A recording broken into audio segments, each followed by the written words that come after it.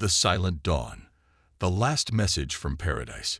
Captain Sarah Chen stared at the communication console in her quarters aboard the intelligence vessel Prometheus. The timestamp showed 1423 Galactic Standard Time, and what she was watching would change everything humanity thought it knew about its place in the universe. The transmission from Sanctuary Falls had arrived 3 hours ago, carried by an automated probe that had somehow escaped the destruction. The colony on Kepler 442 bits had been humanity's crown jewel, a perfect world with breathable air, flowing rivers, and endless green plains. 12 million people had called it home. Now it was silent. Sarah played the message again, though she had already memorized every horrifying detail. Governor Thomas Mitchell's face appeared on screen, his usually calm demeanor replaced by pure terror. Behind him, alarms wailed, and people ran through the corridors of the Colonial Administration Building. "This is Governor Mitchell of Sanctuary Falls," his voice cracked. "Unknown vessels have entered our system. They're massive. Unlike anything in our databases. We've attempted all standard first contact protocols, but they're not responding to any communication attempts." The image shook as an explosion rocked the building. Mitchell grabbed his desk to steady himself before continuing. "They've begun attacking our orbital stations. The defense platforms are gone. They're targeting population centers now. If anyone receives this message, tell Earth that we tried to talk to them. We tried to understand what they wanted." Another explosion, closer this time. The lights flickered, and Sarah could hear the sound of breaking glass in the background. Mitchell looked directly into the camera, his eyes filled with desperate determination. "They're not interested in conquest or resources. They're not taking prisoners. They're just destroying everything. Everyone. Tell my wife on Luna Colony that I love her. Tell her that we never stopped believing in humanity's future among the stars." The transmission cut to static. 3 hours later, when the automated probe reached the edge of the system, its sensors detected nothing but debris where Sanctuary Falls had been. The weight of command. Admiral Marcus Stone had commanded fleets for 30 years, but he had never felt the weight of his uniform quite like this. The emergency briefing room at Luna Command buzzed with activity as officers from every branch of the Colonial Defense Force gathered around holographic displays showing the Kepler 442 system. "Give me the facts," Stone said, his weathered face grim as he studied the tactical readouts. Director Elena Vasquez of Colonial Intelligence stepped forward. She was younger than most of the officers in the room, but her reputation for thoroughness had earned her respect throughout the military hierarchy. At 11:47 GST, our deep space monitoring stations detected 17 unknown vessels entering the Kepler 442 system. The ships were approximately 2 kilometers in length, with energy signatures unlike anything in our technological database. She manipulated the holographic display, showing the alien vessels in stark detail. They were sleek and angular, with a dark metallic surface that seemed to absorb light rather than reflect it. They moved with purpose and coordination, suggesting advanced command and control capabilities. Our analysis indicates they possessed faster-than-light technology superior to our own. Admiral Stone nodded grimly. "What about the colony's defenses?" Sanctuary Falls had 8 orbital defense platforms and a patrol fleet of 36 vessels. Vasquez continued. "The entire defensive network was neutralized within the first hour. The alien weapons appear to use some form of directed energy that can penetrate our standard shielding." The room fell silent as the implications sank in. Sanctuary Falls had been one of humanity's most heavily defended colonies, equipped with the latest technology and staffed by experienced military personnel. If it could be destroyed so easily, what did that mean for Earth itself? General Rebecca Torres, the head of Colonial Ground Forces, spoke up. "Do we have any idea why they attacked? Any demands or communications?" Captain Chen, who had been quietly reviewing intelligence reports, looked up from her datapad. "Based on our analysis of the final transmissions, the alien force made no attempts at communication beyond initial sensor suites.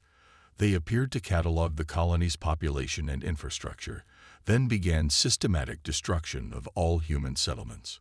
12 million people, Stone said quietly. 12 million civilians who never had a chance to understand what was happening to them. The price of silence. President Victoria Cross stood before the emergency session of the Colonial Council, her normally composed demeanor showing cracks of strain. The leaders of humanity's 57 colonies filled the chamber, their faces reflecting the same mixture of fear and anger that had gripped Earth since news of Sanctuary Falls reached the home system. Fellow representatives, Cross began, her voice carrying across the vast chamber. We face an unprecedented crisis. For the first time in our expansion into the stars, humanity has encountered a hostile alien civilization.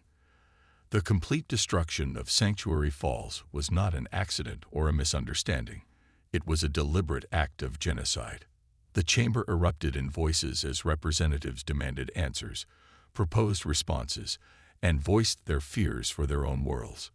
Cross raised her hand for silence, and gradually the room quieted. I have consulted with our military leaders, our scientists, and our intelligence services. The beings who destroyed Sanctuary Falls possess technology more advanced than our own. They showed no interest in communication, negotiation, or coexistence. They simply eliminated every trace of human presence in the system. Dr. James Liu, the head of the Xenobiology Institute, stood from his seat in the gallery. His expertise in theoretical alien biology had made him one of the most consulted scientists since the attack.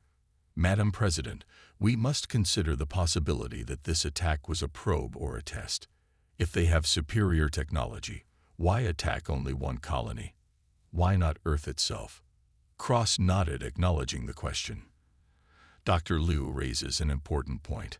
Our analysis suggests several possibilities. First, they may be testing our response capabilities. Second, they may be operating under some form of territorial imperative, viewing human expansion as a threat to be eliminated systematically. Third, and perhaps most concerning, they may simply view us as an obstacle to be removed with the same care we might show when clearing rocks from a garden. The weight of her words settled over the chamber like a heavy blanket. Representative Johnson from the Centauri colonies voiced what many were thinking. What is Earth's response going to be? Do we retreat from the outer colonies? Do we try to negotiate? President Cross's expression hardened, and for a moment, those present saw not just a political leader, but a woman whose species had been threatened with extinction. There will be no retreat. There will be no abandonment of our people. The beings who destroyed Sanctuary Falls made a critical error in their calculations. She paused, letting her words sink in before continuing. They assumed that by eliminating one colony in silence, they could proceed with their agenda unopposed. They were wrong. Humanity has never responded to aggression with submission, and we will not start now. The Forge of War. Within hours of President Cross's address, the machinery of human civilization shifted into a configuration it had never assumed before. The combined industrial capacity of 57 worlds, hundreds of space stations, and thousands of mining operations focused on a single goal: building the largest military fleet in human history. Admiral Stone established his command center in the asteroid belt, where the largest shipyards had been constructed over the past century.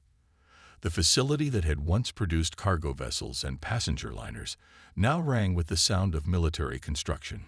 Workers labored around the clock, their shifts extending far beyond normal hours as everyone understood the stakes. Captain Chen found herself promoted to intelligence coordinator for the entire operation, tasked with analyzing every scrap of data about the enemy. Her team had grown from a dozen specialists to over 300 analysts, linguists, and tactical experts drawn from across human space. "What are we calling them?" asked Lieutenant Commander David Park, one of Chen's senior analysts. They had been studying the enemy vessels for weeks, trying to understand their capabilities and intentions. "Intelligence designates them as the Dominion," Chen replied, highlighting key sections of their analysis on the main display. Based on their coordinated attack patterns and advanced technology, we believe they represent a hierarchical civilization with significant military capabilities. The uniformity of their vessels suggests centralized manufacturing and command structures. Park studied the tactical assessments spread across multiple screens, any indication of their home system or base of operations. We've tracked the trajectory of their vessels after the attack. They departed Kepler 442 on a heading toward the Vega sector, but we lost them when they entered faster than light travel. Our best estimates place their origin somewhere between 40 and 60 light-years from Earth. The scale of the challenge became clearer with each passing day. The Dominion possessed technology that allowed them to travel faster and strike with more precision than anything in humanity's arsenal. Their weapons could penetrate defenses that had protected human colonies for decades. Most concerning of all, they had shown no interest in communication or negotiation. The human response. But humanity possessed something the Dominion had not anticipated: the capacity for unprecedented cooperation in the face of extinction. Every world contributed resources, personnel, and expertise to the war effort. Mining colonies stripped asteroids bare to provide raw materials. Agricultural worlds increased production to feed the massive workforce. Research stations shared their most classified technologies. Dr. Liu worked with teams of engineers to reverse engineer what little they could determine about Dominion technology from the debris left behind at Sanctuary Falls. While they couldn't match the aliens' technological superiority, they could compensate with numbers, tactics, and the unpredictability that came from desperation. "We can't build ships that match theirs individually," Liu explained to Admiral Stone during one of their daily briefings. "But we can build them faster and in greater quantities than they probably expect. If they're used to fighting civilizations that match their technological level, they may not be prepared for the kind of response we're planning." The numbers were staggering. Earth's shipyards alone were producing 200 vessels per day. Mars contributed another 150. The outer colonies, despite their smaller industrial bases, had converted every available facility to military production. Space stations that had manufactured consumer goods now turned out ammunition and equipment. Commander Alex Petrov, recently promoted to head the Tactical Planning Division, presented the overall strategy to the senior command staff. "We're looking at a total force of approximately 900,000 vessels of various classes. Our largest ships will match the Dominion vessels in size, though not necessarily in individual capability. Our smaller vessels will focus on speed, maneuverability, and coordinated attacks." Admiral Stone studied the force projections with a mixture of pride and apprehension. 900,000 ships, the largest fleet in human history by a factor of 10. Are we ready for this kind of operation? "We have to be," Petrov replied simply, "because the alternative is extinction." The weight of numbers. As the months passed, the human fleet took shape in the space around Earth and its major colonies. The sight was unlike anything in human history. Thousands of vessels stretching from Earth's orbit to the asteroid belt, with more arriving daily from the outer systems. Captain Chen stood on the observation deck of the command ship Retribution, watching the final preparations. The vessel was humanity's largest warship, nearly 3 kilometers long and bristling with weapons that represented the best of human engineering. Around it, smaller ships moved in carefully choreographed patterns, their crews drilling for the battle that everyone knew was coming. "Second thoughts?" Admiral Stone asked, joining her at the observation window. Chen shook her head. "Not about the mission. We don't have a choice. But I keep thinking about Governor Mitchell's final message. He said they tried to talk to the Dominion, tried to understand what they wanted. What if there was something we could have done differently?" Stone was quiet for a long moment, watching a squadron of fighters practice attack formations against a simulated target. Maybe there was. Maybe if we had been less aggressive in our expansion, or more careful about first contact protocols, things would have been different. But that's not the universe we live in. He turned to face her, his expression serious but determined. The Dominion made their intentions clear at Sanctuary Falls. They're not interested in coexistence or negotiation. They want us gone, and they're willing to commit genocide to achieve that goal. Our response isn't about revenge, Captain. It's about survival. The final preparations were nearly complete.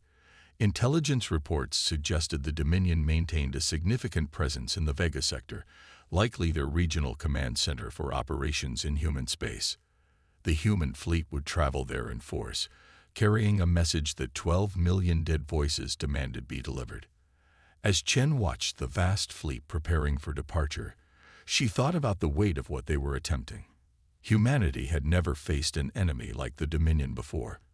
They had superior technology, unknown numbers, and the advantage of choosing when and where to fight. But they had underestimated humanity's response to an existential threat. They had assumed that destroying one colony would be met with fear and withdrawal. Instead, they had awakened something that had carried humanity from the caves of Earth to the stars beyond their solar system. The price of their silence would be paid in full. The Iron Storm. The March to War. 18 months after the destruction of Sanctuary Falls, the largest military force in human history gathered at the edge of the Sol system. Admiral Marcus Stone stood on the bridge of the Retribution, watching as the final squadrons took their positions in the vast formation that stretched across millions of cubic kilometers of space. 900,000 ships. The number still seemed impossible, even as Stone watched them with his own eyes. Massive dreadnoughts that dwarfed anything humanity had built before. Sleek cruisers designed for speed and precision strikes. Thousands of fighters and bombers that would swarm enemy positions like angry insects. Support vessels carrying everything from medical supplies to the massive manufacturing units that would allow the fleet to maintain itself during the long campaign ahead. Captain Sarah Chen had been promoted to Admiral Chen, commanding the intelligence wing of the fleet from her flagship Prometheus. Her analysis teams had spent months studying every piece of data about the Dominion, building tactical profiles and strategic assessments that would guide the coming battle. Final Fleet Status Report. Stone requested from his command crew. Commander Alex Petrov, now serving as Fleet Operations Coordinator, consulted his displays. All battle groups report ready, sir. We have 873,000 combat vessels, with the remainder serving support and logistics functions. Ammunition stores are at maximum capacity. All personnel are accounted for. The numbers represented more than just ships and weapons. 3 million human beings had volunteered for this mission, knowing that many of them would never return to Earth. They came from every world, every station, every corner of human space. Farmers from agricultural colonies worked alongside engineers from industrial worlds.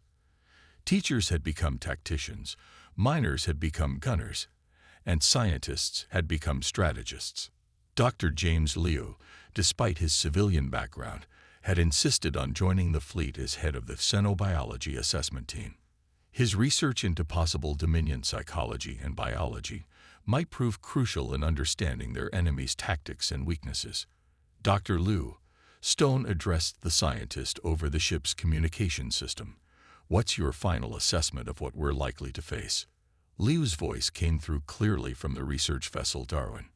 Based on our analysis of the Sanctuary Falls attack, we should expect coordinated tactics, superior individual ship capabilities, and weapons technology that can penetrate our standard defenses. However, their attack pattern suggests they may not be accustomed to facing opponents who can match their numbers. In other words, General Rebecca Torres added from the troop transport Olympus, they're used to being the biggest force in any engagement. They may not know how to respond when they're outnumbered 500 to 1. Stone nodded, though he knew the challenge they faced was unlike anything in human military history. The Dominion had destroyed Sanctuary Falls with 17 ships. Intelligence estimated their total force in the Vega sector at somewhere between 1,000 and 2,000 vessels. The human fleet outnumbered them dramatically, but each Dominion ship appeared capable of engaging multiple human vessels simultaneously. The message sent. Before departing Sol system, President Victoria Cross had recorded a message to be transmitted to every human world. The broadcast would go out simultaneously with the fleet's departure, ensuring that all of humanity understood what was happening and why. Citizens of Earth and all human colonies, the President began, her image appearing on screens across 57 worlds. 18 months ago, we learned that humanity was not alone in the universe. That discovery came at a terrible cost. The complete destruction of Sanctuary Falls and the murder of 12 million of our fellow human beings. The camera showed her standing in the Oval Office, but behind her, visible through the windows, were the lights of the massive fleet preparing to depart. The beings responsible for this genocide made a critical miscalculation. They believed that by destroying one colony in silence, they could continue their campaign of extinction without opposition. They were wrong. Cross paused, letting her words carry the weight of humanity's collective anger and determination. Today, 900,000 ships carrying 3 million volunteers depart for the Vega sector. They carry with them not just our most advanced weapons and our finest soldiers, but something more important: the message that humanity will not go quietly into extinction. She looked directly into the camera, speaking not just to the humans watching, but to any alien intelligence that might intercept the signal. To those who destroyed Sanctuary Falls, you wanted to send a message about humanity's place in the universe. Today, we send our reply. You will learn that there is a price for genocidal silence, and that price will be paid in full. The long journey. The journey to the Vega sector took 6 weeks through hyperspace, with the massive fleet traveling in carefully coordinated jumps to avoid detection. During the transit, the ship's crews drilled constantly, running combat simulations, and coordinating the complex maneuvers that would be necessary to deploy such a large force effectively. Admiral Chen spent most of the journey in her intelligence center, working with her team to refine their understanding of the Dominion. They had precious little hard data, but what they had painted a picture of a civilization that was both technologically advanced and utterly ruthless. Their ships show no evidence of crew quarters or life support systems that we can recognize, reported Lieutenant Commander Park, who had become Chen's senior analyst. Either they use completely different environmental requirements, or their vessels are heavily automated. What about their tactics? Chen asked, studying the holographic recreations of the Sanctuary Falls attack. Precise, coordinated, and efficient, Park replied. They targeted military assets first, then infrastructure, then population centers. The entire operation was completed in 6 hours, with no apparent consideration for prisoners or survivors. Dr. Lu's voice came through the communication system from his research vessel. I've been analyzing the attack patterns, and I think we may be dealing with a machine intelligence or a heavily augmented biological species. The level of coordination and the lack of any apparent communication during the attack suggests either perfect unity of thought or artificial intelligence control. The implications were troubling. If the Dominion used artificial intelligence to coordinate their forces, they might be able to respond to human tactics faster than any biological crew could manage. On the other hand, AI systems might lack the creativity and unpredictability that had always been humanity's strength in warfare. First contact, second time. The human fleet arrived at the edge of the Vega sector and immediately began deploying in the formation they had practiced for months. Long-range sensors detected the Dominion presence almost immediately. A massive space station orbiting Vega Prime, surrounded by defensive platforms and patrol vessels. Admiral Stone stood on the bridge of the Retribution as his communications officer opened channels on all frequencies. This time, humanity would not be caught off guard by alien silence. This is Admiral Marcus Stone of the Human Colonial Defense Force. He began, his voice carrying across space toward the Dominion station. 18 months ago, your forces destroyed the human colony of Sanctuary Falls, killing 12 million civilians without provocation or warning. We are here to discuss the terms of your surrender and the reparations you will pay for this act of genocide. The response came faster than expected, and in perfect standard English. Human fleet, you are in violation of Dominion space. Withdraw immediately or face the consequences of your aggression. Stone looked at Chen, who nodded grimly. The Dominion not only understood human language, but had been monitoring human communications long enough to learn it fluently. This suggested their attack on Sanctuary Falls had been planned and deliberate, not the result of a first-contact misunderstanding. Dominion forces, Stone replied. The only aggression here was your unprovoked attack on civilians. We offer you one opportunity to surrender and face justice under human law. If you refuse, we will take your surrender by force. There was a long pause before the Dominion responded. Your species shows unexpected resilience. However, you remain an unacceptable threat to Dominion expansion. Your extinction is required for the continuation of our civilization. The communication channel closed, and immediately the Dominion station began launching vessels. Stone watched as hundreds of the sleek, dark ships emerged from docking bays and defensive positions. They moved with the same coordinated precision that had characterized the attack on Sanctuary Falls. All ships, Stone broadcast to the human fleet, weapons free. Execute Plan Alpha. Show them what happens when you threaten humanity's children. The Iron Storm unleashed. The battle that followed was unlike anything in the history of warfare. 900,000 human ships engaged 2,000 Dominion vessels in a conflict that spanned millions of kilometers of space. The engagement began with the human fleet's long-range weapons, tens of thousands of missiles and energy beams converging on Dominion positions. The alien ships proved as dangerous as intelligence had predicted. Their weapons cut through human shields and armor with devastating efficiency, and their speed and maneuverability allowed them to avoid much of the incoming fire. But for every human ship they destroy, 10 more took its place. Admiral Chen coordinated the intelligence and tactical analysis from her flagship, watching as the battle developed according to the plans they had spent months perfecting. Pattern recognition confirms Dr. Liu's hypothesis, she reported to Stone. Their responses are too coordinated for biological crews, but too predictable for creative intelligence. We're facing an AI network. General Torres commanded the assault wings, coordinating the attacks of hundreds of smaller vessels that swarmed around the larger Dominion ships like wolves attacking a bear.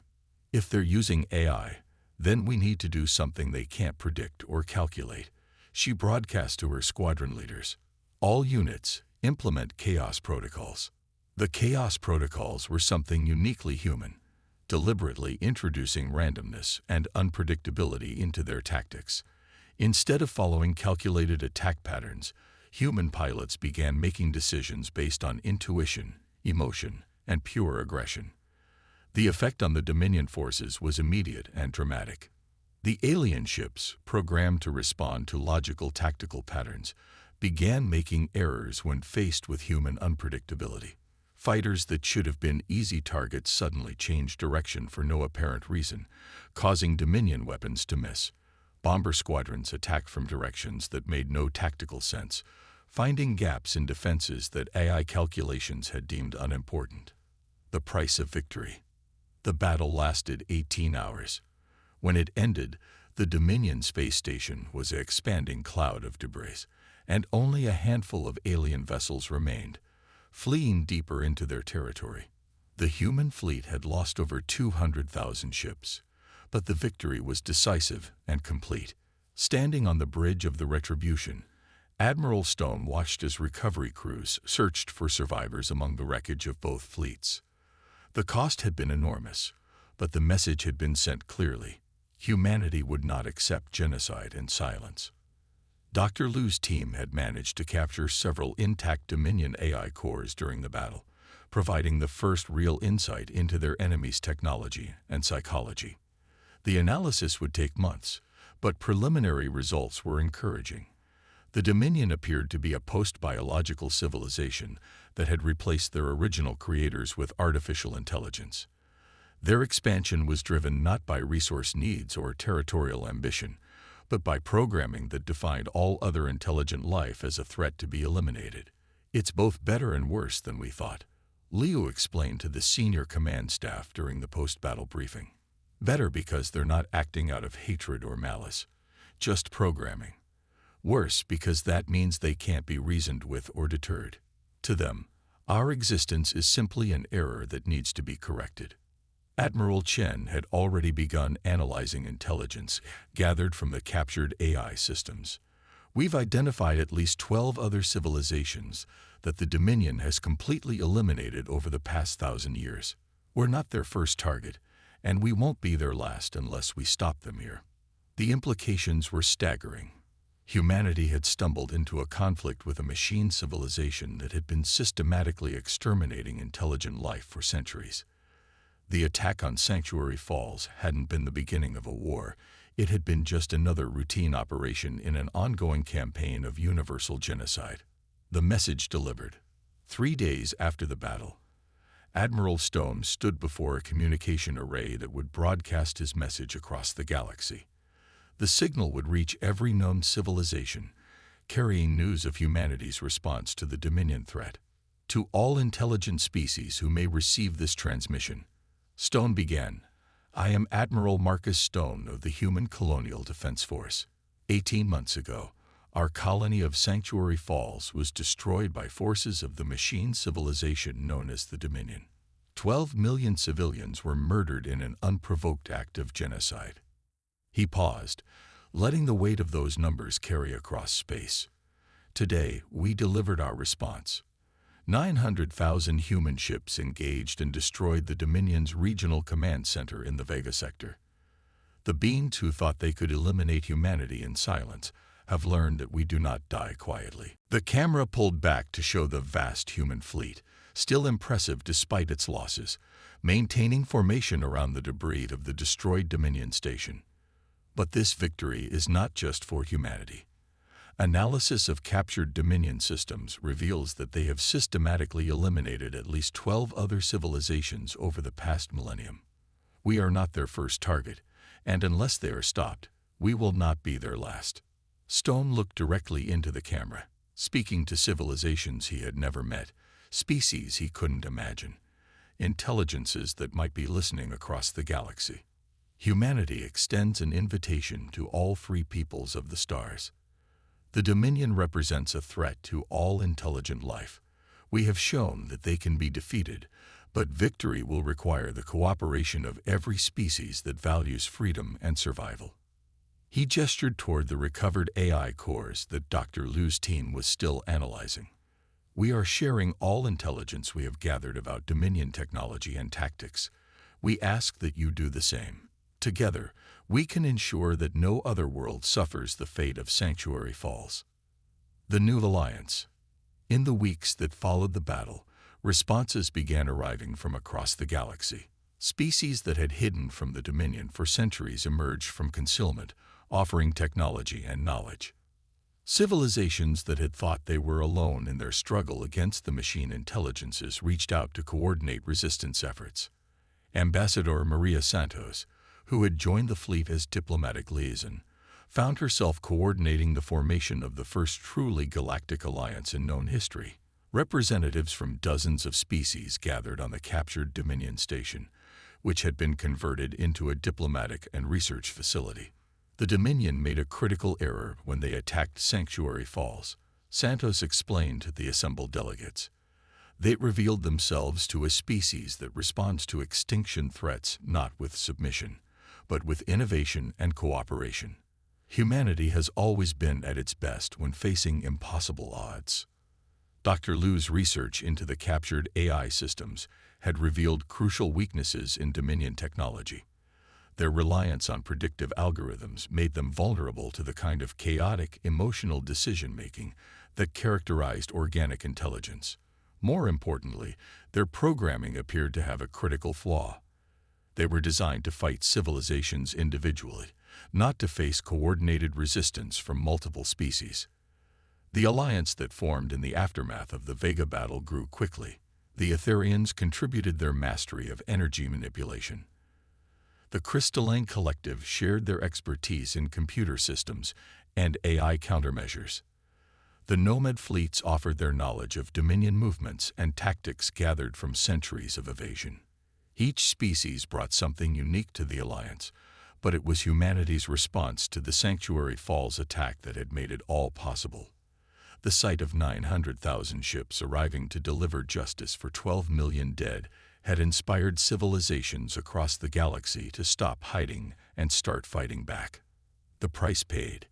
Captain Chen, now promoted to Intelligence Admiral for the new Galactic Alliance, stood in her office aboard the converted Dominion station.